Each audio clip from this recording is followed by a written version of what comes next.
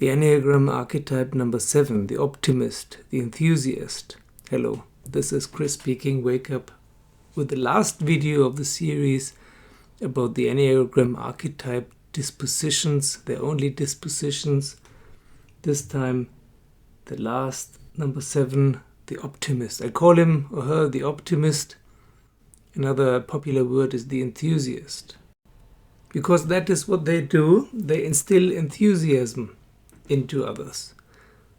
They have an optimistic mask. It's only a mask. It's only an act. It's not real. But they like to see the bright side of things and ignore everything negative. Almost like manic or hypomanic people, which is of course their extreme, their red flag if they slip into mania. They're fun to be around, but there's something off.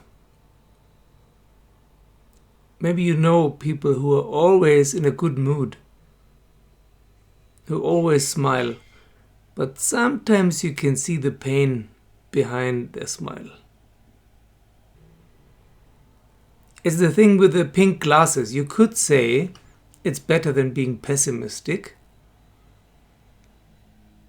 but it's only a defense mechanism. Yeah? It's a glass half full type, but it's an act. There was a famous Indian scientist who said once, I don't see a glass half full and neither a glass half empty. I see a glass that is full, half full of liquid and half full of air. That is a healthy attitude. But to pretend that a glass is full when it's only half full can be problematic, especially on the spiritual path. This is a series on the spiritual path, not on psychology or personality. And on the spiritual path, you have to be very self-critical because there are so many pitfalls, there's so much spiritual bypassing. And the number 7s, they're kings and queens in spiritual bypassing.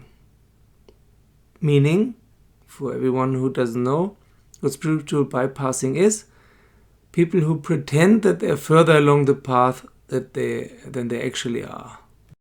And by pretending, I mean they believe it themselves.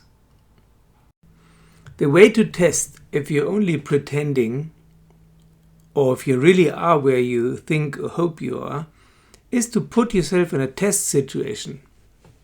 I do that myself regularly, and sometimes I find out, okay, I'm not as far as I thought I was.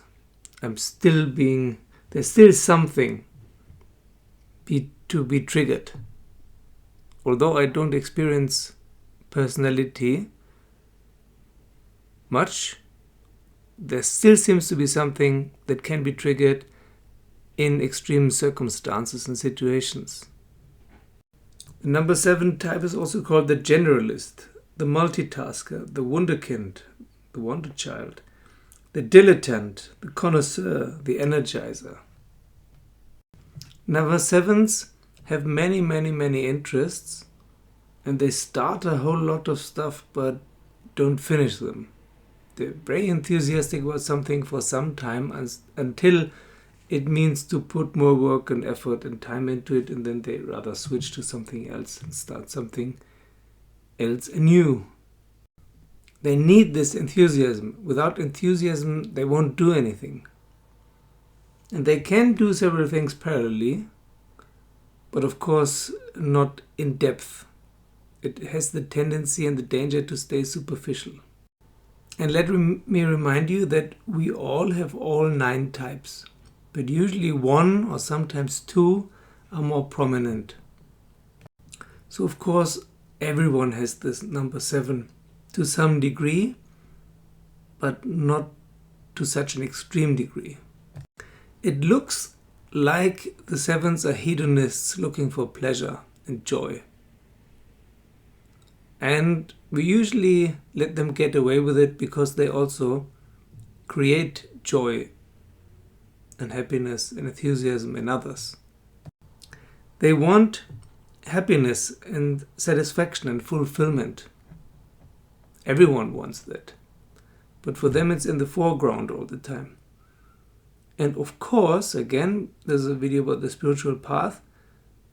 The fulfillment is only enlightenment or the stages beyond enlightenment. Everything up till then is not a real fulfillment. But the human being in our culture nowadays tries to find fulfillment in stuff where he or she doesn't have to delve into the depths. No deep diving into trauma and pain. This is being avoided at all costs. So every other angle of fulfillment is tried out first until nothing else remains but the spiritual path, the real spiritual path. That is painful sometimes. And that is negative and pessimistic sometimes, especially in coral.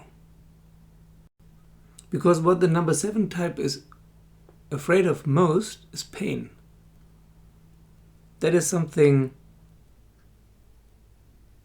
Pain is much worse than anything else, even worse than death and failure and whatever, shame and guilt and fear. Pain is the worst for number 7s. So they will try to avoid it at all costs. 7s are very spontaneous and versatile and very flexible. They can be real all-rounders and multitaskers, but they can also be very scattered, very unconcentrated. They often have no clear idea what they want. They know what they don't want, pain, so they assume that what they want is joy and happiness. But only vaguely. They only have this vague idea that they want joy. But they have no clear idea what they want. Also on the spiritual path, they don't know. It's also interesting, Buddhism and Sufism and Zen and Advaita, but what to do? So one of your jobs as a number 7 is to find your path, the thing that works for you. And then to stick with it seriously, to really delve deeply into it until the last consequence. 7s belong to the thinker triad. 5, 6 and 7s, they're the thinkers. They trust their intellect. So use this intellect to follow one road until the end. Don't do workshop hopping or religion hopping or spiritual path hopping like others do doctor hopping. We have 2 wings again, the 6 wing and the 8 wing. The 6 wing is the entertainer. They are the most playful of all. They're very curious and creative, have an excellent sense of humor.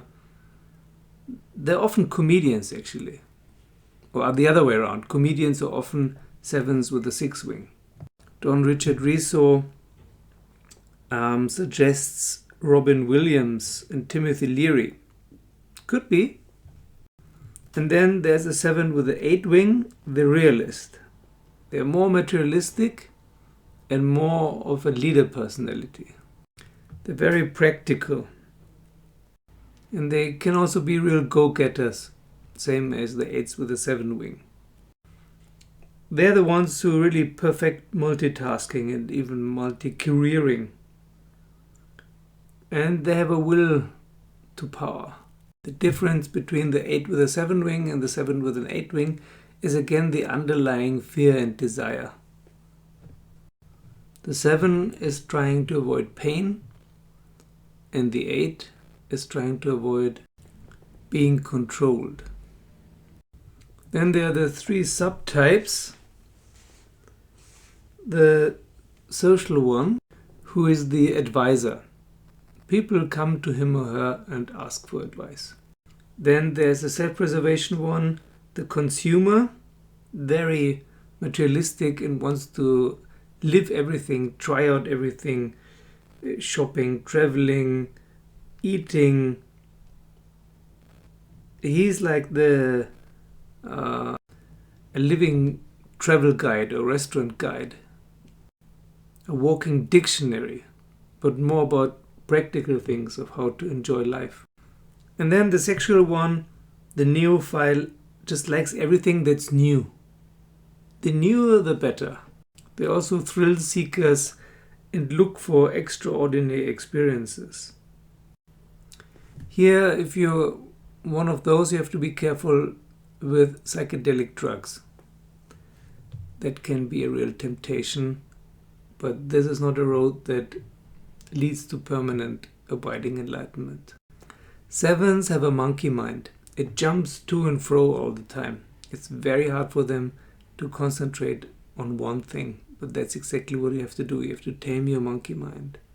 And it's nice that everyone likes you because you're humorous and sympathetic and funny. But you have to get to know yourself a little bit. Not just looking to the outside all the time. The fives tend to withdraw. The sixes tend to project. And the sevens, if they cannot cope with a situation, then they will just eliminate the negative data from their mind and pretend that it never happened or that it is not happening now. This is called dissociation or reframing. Yeah, you just look for another framework in which this will look more positive. You're focusing on the icing of the cake. As long as the icing of the cake looks good, everything is fine, no matter what is below. Sevens have a very vivid imagination, and it's very easy for them to confuse their imagination with what's actually happening. Which is, of course, everyone's problem, yeah? Our problem in our culture nowadays is to confuse our common collective delusion with reality. Because it's actually easier that way. We avoid confrontation. We avoid the collision with the infinite. We avoid to rock the boat. And the number 7 is also a very common type, archetype, disposition. 4s, 5s, 6s and 7s are very common. Because that is what our culture fosters, nurtures. The worst thing, one of the worst things for our culture and one of the worst things for the 7 is boredom. But on the spiritual path, boredom is one of the greatest teachers. If you find something that really bores the shit out of you, follow it. It will lead to amazing results. 7s are very quick and they perceive others as being horribly slow, both physically and mentally. But on the spiritual path, you have to slow down a little bit. It's very difficult for 7s to meditate because of their monkey mind. But you actually have to slow down a little bit because then you can observe yourself better. There's less distraction, and that's what it is all about, distraction, I'm sorry to say. Distraction is the main function of Maya, or the main weapon of Maya. And the spiritual path towards enlightenment is spiritual warfare. And you can't get out of distraction by more distraction. Also, some things just take time. So patience is another obstacle, hurdle for the number 7. Also, things can come again. You think you have dissolved, assimilated, overcome something already, and then here it comes again. If a 7 is stressed, then it goes towards the 1. What does that mean? It means they even become more focused on doing something. They go more into the workaholic direction, which is again another distraction. They're more concentrated on one thing, but it's externalized. And the 7 on the path of integration, the healthy direction, is towards the 5. The 5 is very structured, very patient, likes to think things through. Here you can see the 5 on the disintegration path. The unhealthy path is the 7, becomes scattered and unconcentrated, while here the 7 on the healthy path goes towards the 5 and becomes more concentrated, slows down and is less distracted. The mind quiets down. But how's that being done? You cannot just decide, okay, I'm going to concentrate now. No. Or I'm going to meditate now, while in actual fact the thoughts are racing. You have to get to know this anxiety that wells up once you stop. Gurdjieff, for example, he had the stop exercises. They were perfect for 7s. That's how Gurdjieff used the Enneagram. Yeah? Stop exercises are for 7s. Stop. Stop racing. And then observe what is happening. What is this fear? What is this pain you're running away from all the time? Because you're actually afraid that this pain is paralyzing. But it's not. This pain is like the giant in Michael Ende's never-ending story that is appearing to be a giant in the distance. And then everyone runs away from it. But when you actually have the courage to go towards the giant, then in reality, once you're standing in front of him, he's a dwarf. He's quite small. He only appears to be a giant from the distance. And this is the same on the spiritual path. The horror of facing yourself is not that bad, actually. Same in trauma therapy. The horror of facing the trauma again now as an adult is actually not that bad. It just was that unsurmountable when you were a child.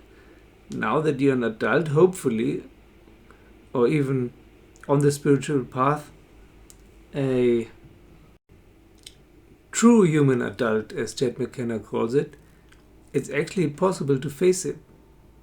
And it's not that horrible anymore. Now let's have a look at some historical examples.